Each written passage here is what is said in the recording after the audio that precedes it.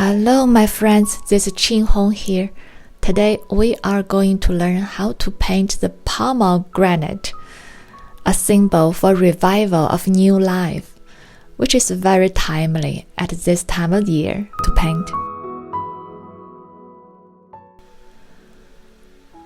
So my plan is to paint each fruit one by one and try to complete in one go as much as possible, and then do final adjustment to bring everything together.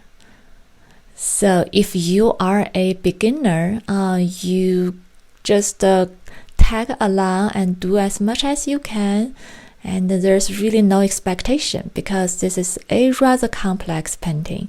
So just take your time and have fun. So I'm starting with the first pomegranate, and I use light yellow, a very watery mixture, to paint the big shape. And then I start to drop in more pigments, the orange first, and then go to the red, just like what we did earlier in the play. So now, like the play, we just being more mindful about the shape of the fruit, and then try to mimic the colors and the values more accurately.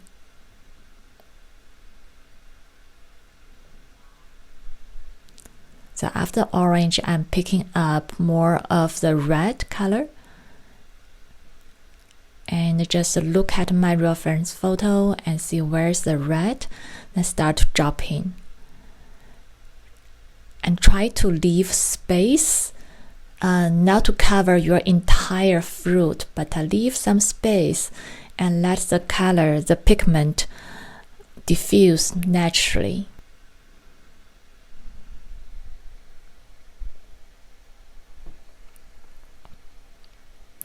So now I am using a synthetic brush, and it's almost dry, to soften the edges of the highlight.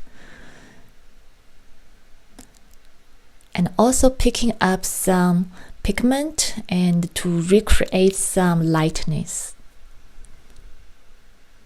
And that was a lifting technique.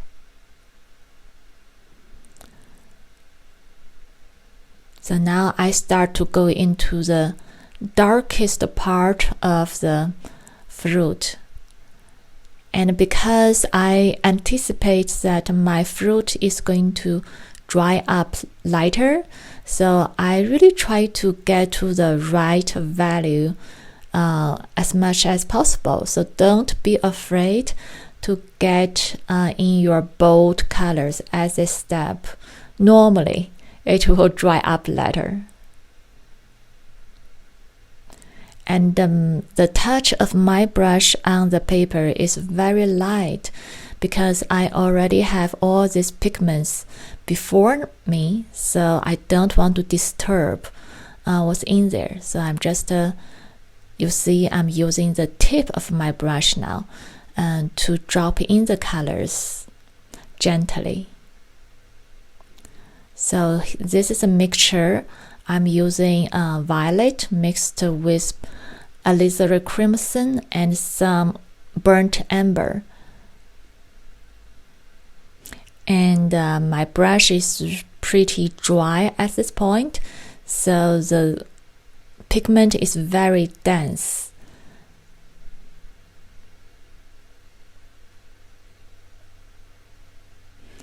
You see, at this stage, we slowly actually built up the form from light shade to mid-tone and now to the dark shade. So the form of this fruit is starting to show. And now again, using this almost dry synthetic brush, I'm softening the edges, especially around where the background is. So where I want this object to reset back, so I'm going to soften the edges there.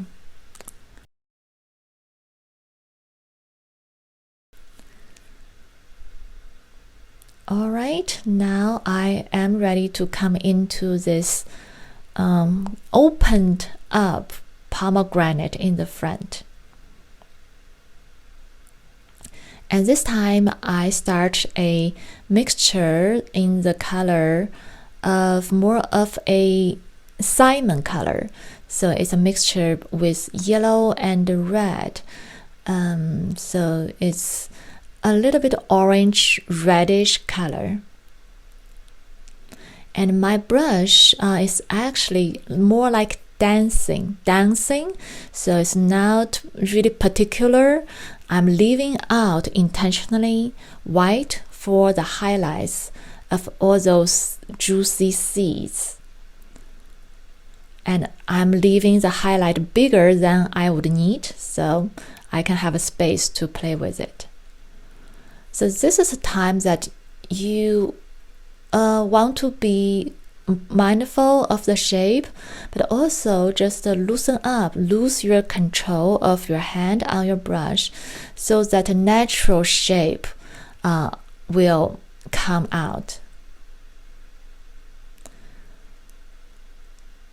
Alright, so with my first layer, now I start to drop in darker color. I actually didn't go with a mid-tone because this part of the fruit, the color is very deep. So I'm doing now is red with a little bit alizarin crimson. So it's already a deep color.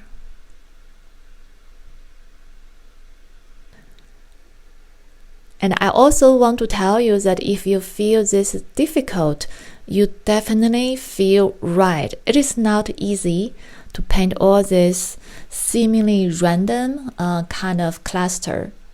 But if this is your first time, just have some fun and know that with practice, you are going to get it. Absolutely. So now I start to drop in really dark color. It's a mixture of violet with alizarin crimson. So I'm looking at my reference photo and start to go in with the darkest dark. We'll continue to darken it, but I'm not putting this dark color everywhere because if I do, I'm going to lose the mid-tone. So when you paint this part, try to control where you put your darkness and be mindful to leave out some mid-tone.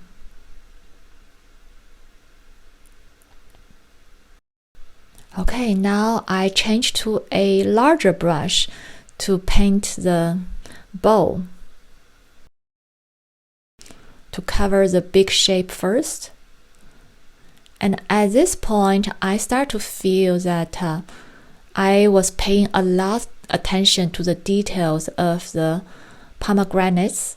And for the bowl, I wanted to just be really loose and free in defining the shape. So my brushwork becoming more relaxed. So there's a better balance between on this painting. It's not controlled everywhere. We need some breathing space. So I chose to not to be so fussy about my bow, but just be more relaxed with it. So at this point, I felt like I had too much control in this painting and start to lose life. So what do? I have a perfect technique is to starting to drop off water, just spatter water directly on my painting to mess it up.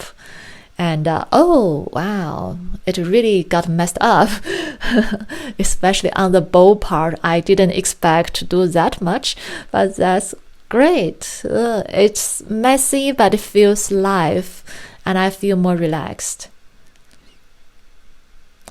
And at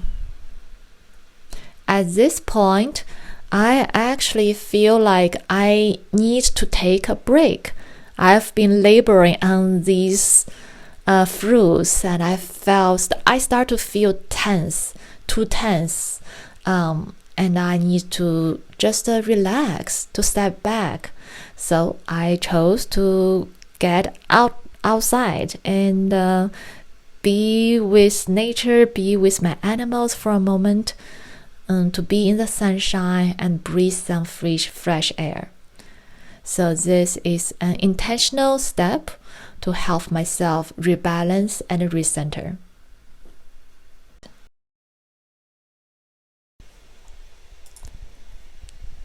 Now, after taking a break, I came back to painting and I feel I have a lot more clarity. And I look at this painting and I realize that there are a few things I want to do. So first, that fruit that's in the back, the color was too warm for a subject and object that's in the back. Because the color is so warm, it feels like it's too close to the front. So to correct that, I decided to tone it cooler. So I used a mixture of violet with some ultramarine blue. So there's a bluish cool tones in the pigment, and I glazed over the fruit. So it feels cooler and it feels it's more recessed to the back.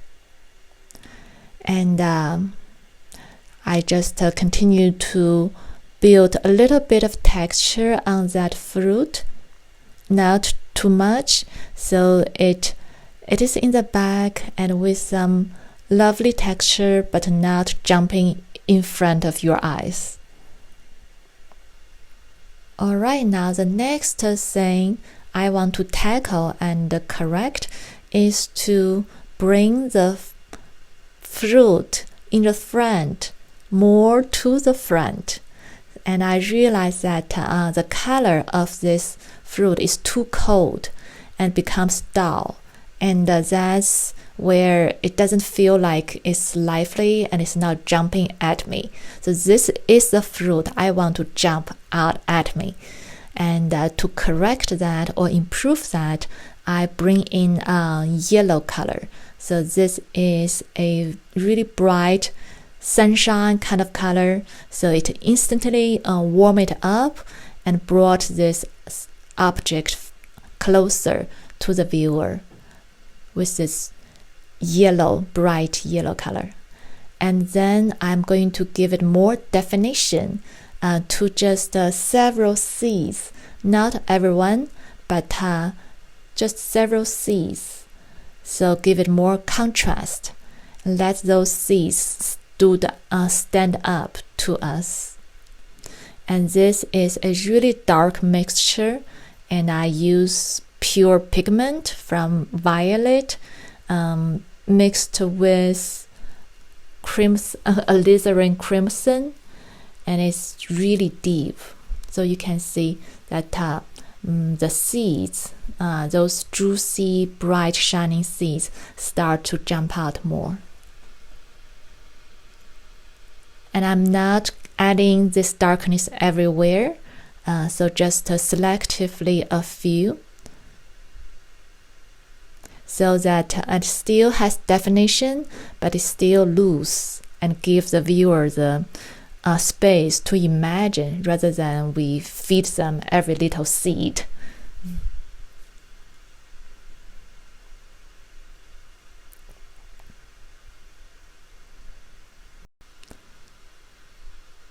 Okay, I'm looking at this whole painting again, and I know that the shade underneath this pomegranate can be more darkened. So that's the final touch I'm doing to use my reference photo to get the shade, the light and shadow proportion right, the tonal value right. And that would be it.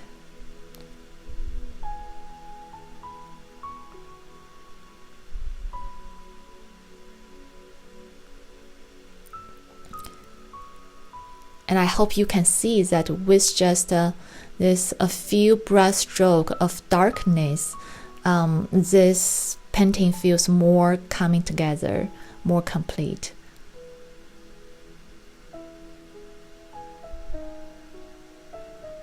And I really like how the bowl is looking. It looks quite expressive. I'm adding some fun color to it and bringing out this just a really warm and beautiful glow of these fruits.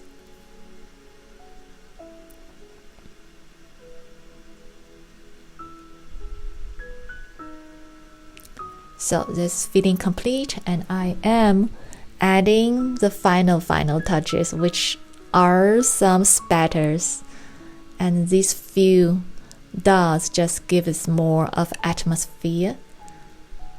So even though I didn't paint a background, this feels like air and feels like it's not on a blank paper, but just a really interesting space.